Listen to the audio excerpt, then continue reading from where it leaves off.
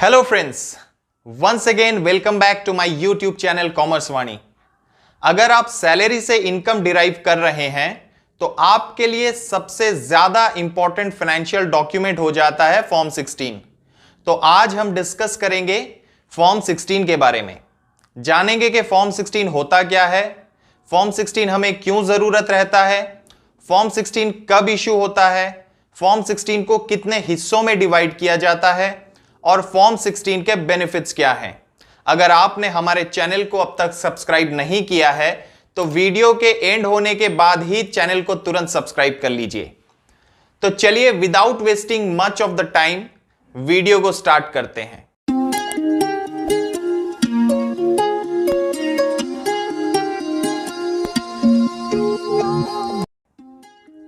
Form 16 एक TDS certificate रहता है जिसको सैलरीड इंडिविजुअल को एम्प्लॉयर इशू करता है।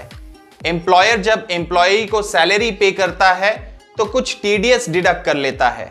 सिंपल वर्ड में अगर बोलें तो यहां एक एक्नॉलेजमेंट जिसमें यह मेंशन होता है कि कितना टीडीएस आपका डिडक्ट किया गया है एंड कितना डिपॉजिट किया गया है टीडीएस इनकम टैक्स डिपार्टमेंट के पास। यह सब एम्प्लॉयर एम्प्लॉय को डिटेल्स देता है।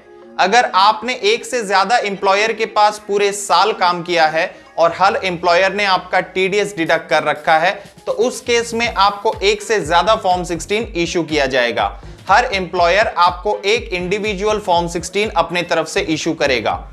इन केस अगर आपका इनकम टैक्स एग्जेम्पशन लिमिट के बिलो इनकम है तो उस केस में employer may not issue form 16 to you.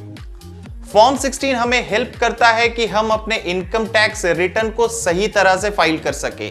ये एक प्रूफ रहता है कि एम्प्लॉयर ने जो भी टीडीएस का पैसा डिडक्ट किया है हमारे सैलरी से उसको सही तरीके से प्रॉपर अथॉरिटी के पास में डिपॉजिट कर दिया है। इसके अंदर में सारे डिटेल्स मेंशन रहते हैं कि किस तरह से ये टैक्स का कंप्यूटेशन हुआ है, क्योंकि उसके अंदर में जो भी इन्वेस्टमेंट डिक्लेरेशन हम लोगों ने starting of the financial year में एम्प्लॉयर को सबमिट किया था उसको कंसीडर करके एम्प्लॉयर हमारा टीडीएस डिडक्ट करता है। एक बार फाइनेंशियल ईयर खत्म हो जाता है तो असेसमेंट ईयर का जो भी फॉर्म 16 का ड्यू डेट होता है उसी ड्यू डेट के अंदर अंदर एम्प्लॉयर को एम्प्लॉय को फॉर्म 16 इशू कर देना है। असेसमेंट ईयर 2021-22 की बात करें तो जुलाई 31 एक्सटेंडेड ड्यू डेट था जिसके अंदर एम्प्लॉयर को अपने एम्प्लॉय को फॉर्म 16 इशू करना था।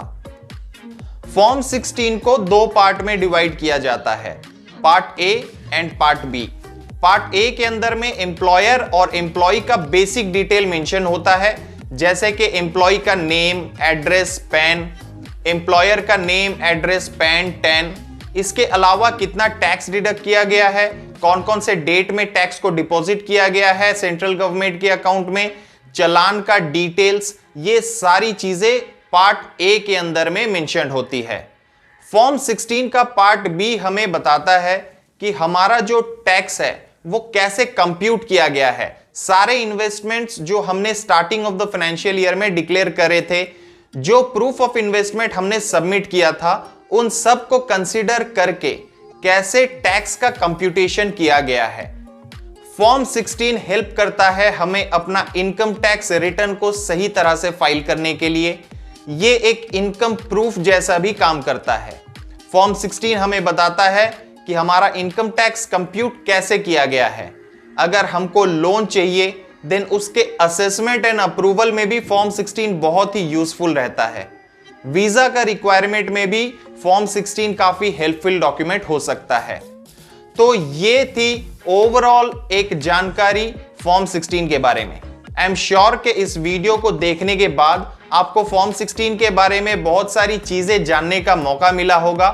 अगर वीडियो अच्छा लगा है तो वीडियो को एक लाइक कर दीजिए और चैनल को सब्सक्राइब कर दीजिए and please stay tune for our next video. Till then take good care of yourself. Thank you. Bye bye.